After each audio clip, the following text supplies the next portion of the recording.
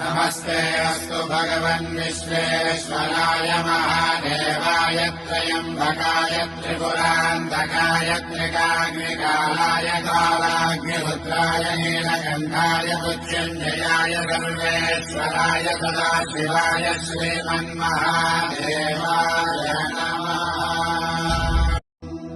नमस्ते अस्तु भगवन् विश्वेश्वराय महादेवाय त्र्यम्बकाय त्रिपुरान्तकाय त्रिकाग्निकालाय कालाग्निरुद्राय नीलकण्ठाय मृत्युञ्जयाय सर्वेश्वराय सदाशिवाय श्रीमन्महादेवाय नमः। नमस्ते अस्तु भगवन् विश्वेश्वराय महादेवाय त्र्यम्बकाय त्रिपुरान्तकाय त्रिकाग्निकालाय कालाग्निरुद्राय नीलकण्ठाय मृत्युञ्जयाय सर्वेश्वराय सदाशिवाय श्रीमन्महादेवाय नमः।